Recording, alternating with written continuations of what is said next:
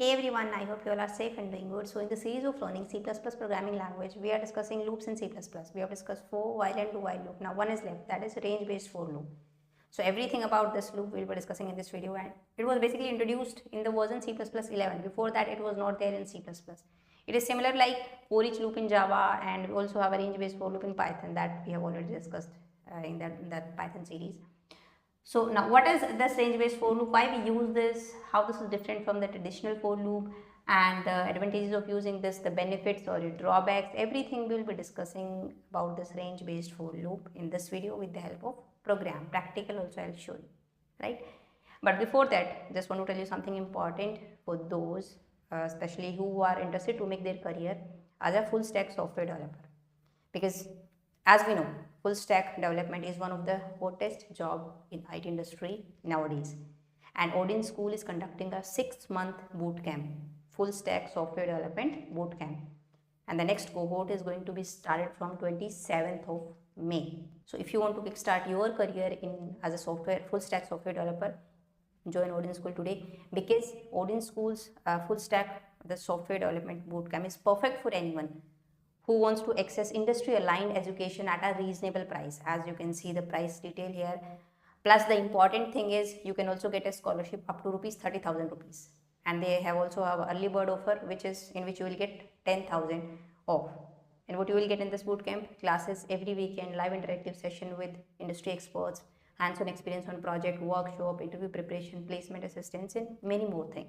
Don't go with my words, you can check out their success stories, be it a career launch or career upgrade or career growth. There are many success stories of Odinschool students, and they have 500 plus hiring partners, as you can see here, the list: Google, Deloitte, and many more top tech companies. And anyone who is having a basic coding knowledge can apply for this bootcamp. But how to apply for this bootcamp? You just have to fill out these details and you can just request a call back. So Odinschool team will call you back within 1 or 2 days, and you can ask your doubts, everything, whatever you have your doubts you can ask about. After that you can pay the fee and enroll in the bootcamp. So all the relevant links and details you will find in the description box of this video. You can go and check out. Now let's see, what is this range based for loop? See, as we know, range means if range is what, if I say like 1 to 10, so it is a range from 1 to 10. It is having element 1, 2, 3, 4, 5 till 10. Right? If I say 1 to 5 means 1, 2, 3, 4, 5. It is a range from 1 to 5. Range, or you can say just a collection or a container, collection of elements, right? Or we can say in programming language, we can say, if I write something like this, it's an array. Array is what? Although in C++ we haven't discussed array in detail, we will be discussing, but I hope you have a basic idea about array if you have gone through those C programming videos. So array is what? A collection of similar homogeneous data type, right? So all the elements are a happy data type, int data type. So it is a collection, so simply it is an, you can say, an array, or you can say a vector, or list is also a collection, or you can say it's a sequence. So range based for loop means this for loop is basically work on the range, specifically on the range, or you can say on collections, or on arrays, on vectors, on list, on strings, because these are sequence of elements. Specifically on collections, this type of for loop would be used. Now why and what is the advantage? Let me show you. So see, first of all, let me just show you the syntax of this for loop. Simply we will write down this for, and here we will write down range declaration. So this is the general syntax of range based for loop. In this for loop we are having only two things. One is range declaration, colon, then expression. Now what is this? I'll show you. And in this body of the loop we have some statements. So this loop will execute these statements repeatedly and sequentially. If there are multiple statements, so in a sequence they will be executed. So this loop will execute these statements repeatedly and sequentially for each element in this expression, range expression, for each element, right? So means in this expression it's like when say it's a collection, or it is a range, multiple elements it is having, right? Okay, let's take one example. I am having a simple array, int type array, suppose A, and I am having here 1, 2, 3 elements only. So it is what? A range till 1 to 3, or you can say a collection, or a list, or an array, or you can say it's a container or a sequence of elements, right? Now, how to apply this? For range declaration means declare a variable, and this variable data type should be of same as this container data type or this collection data type or this array data type. This is what? Int. So it should be int. Any variable name you can take, x, y, z, a, b, c, d, anything. So let's take b, but it should be different from this one, this name. Then colon, and then range expression. The name of this range is what? A. Just write down A here. That's it. In bracket we are not doing anything, we are just printing these elements. So just write down B. And it will print 1, 2, 3. So this statement would be executed repeatedly for each element in this expression, in this A. So for 1 also, for 2 also, for 3 also it would be executed. So it will print 1, 2, 3, right? And with the traditional loop, if you want to print all the elements, then what you will do? For we have to take like int I is equal to 0, then semicolon, then I less than equal to. You have to be aware about the size of this array. How many elements are there? 1, 2, 3 elements. So till I less than equal to 2 or maybe less than 3. Semicolon and I plus plus, increment or decrement, whatever you have to do, you have to write, and then see out this I, right? This you have to do. So see the difference between the traditional loop and this loop. Here, what you can say the benefits are, no need to worry about the length of the array or the size of the array, right? No need to worry about the increment or decrement, anything, right? You just need one iterator. Iterator means the B which is going to iterate for each element. Just an iterator, right? That's it. And just write down the name of that collection, that array, and it will handle everything. If you update here the size 4, 5, no need to update here, but here you need to update if you want to access all the elements, because otherwise it will access 0, 1, 2. Till 2 it will run. Only 3 iteration. 1, 2, 3. 4, 5 are remaining. So you have to update here less than 5. But here no need to update. So as you can see, it is easy and convenient to use range based for loop, right? Over a collection. Fine.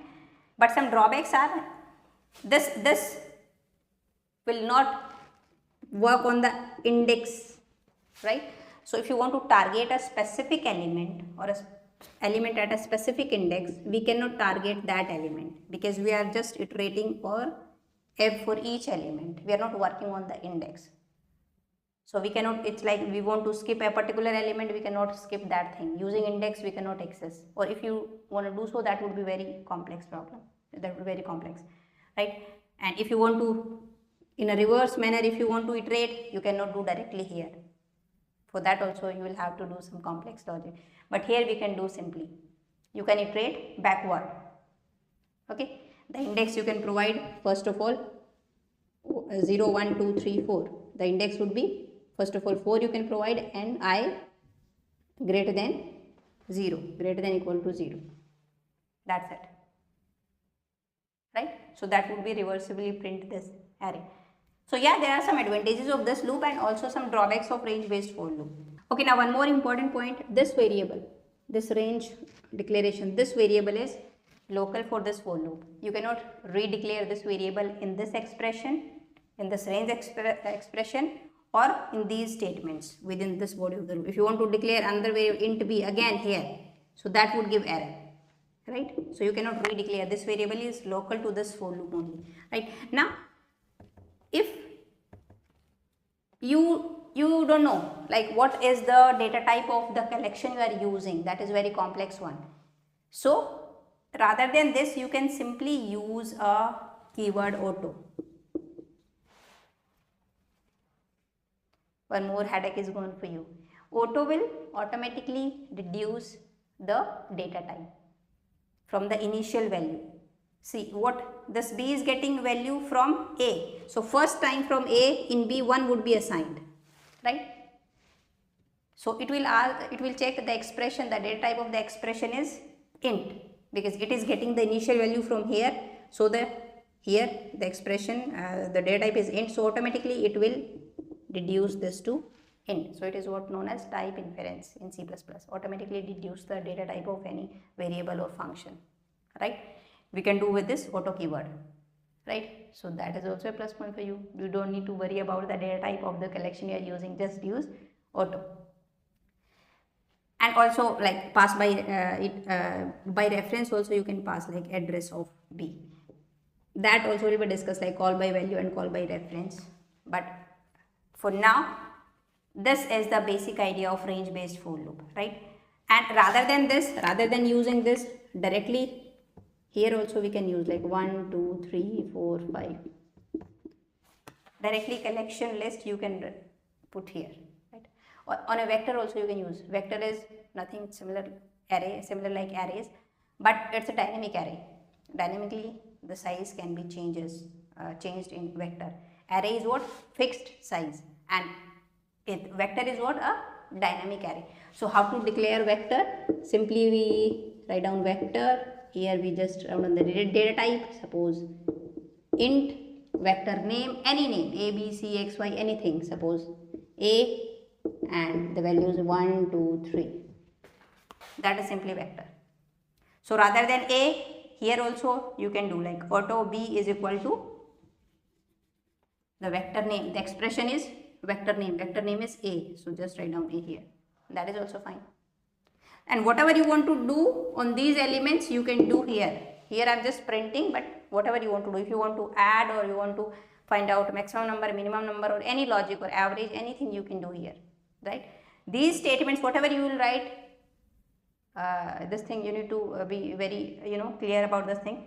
These statements would be executed repeatedly and sequentially for each element in this expression, for each element in here in this expression, whatever expression you use, right? So let's just do some practical of this range based for loop. Okay, so let's create a new file here, and the name I'm taking range based for loop. First of all, IOStream will import this, and then namespace std, then int main, and in main function we write what?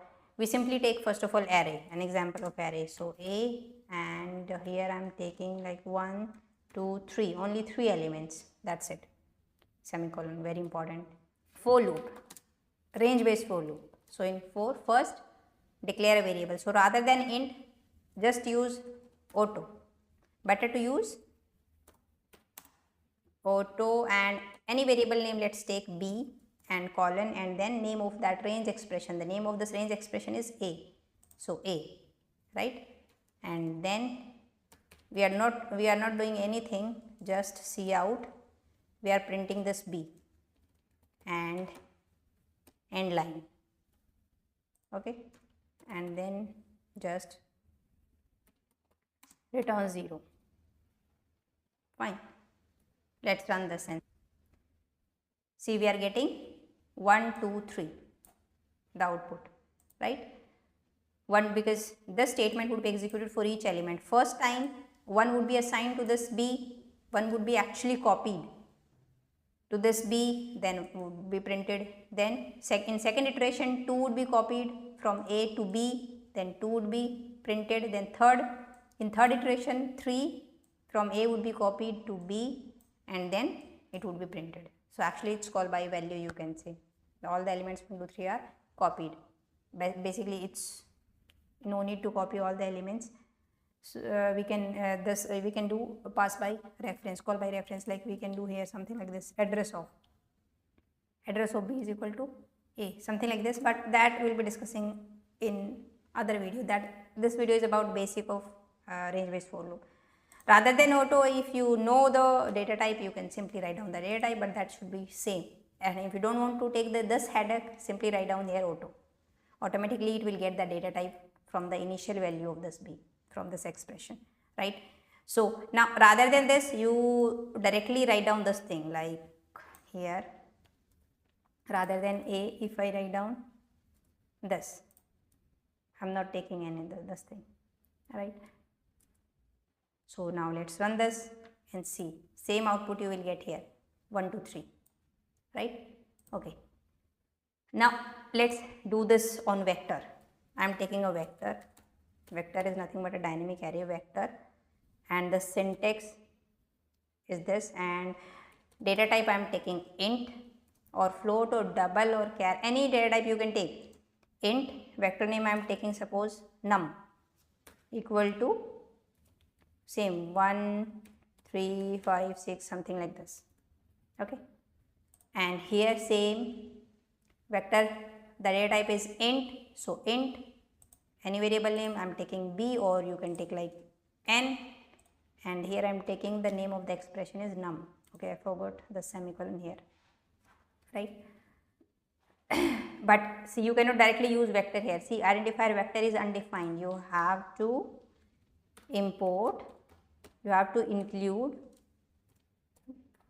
vector, this header file, right? Then we can use vector. See, now this is not giving any error. See, class std, we have vector int in this namespace std. So this is also important to import.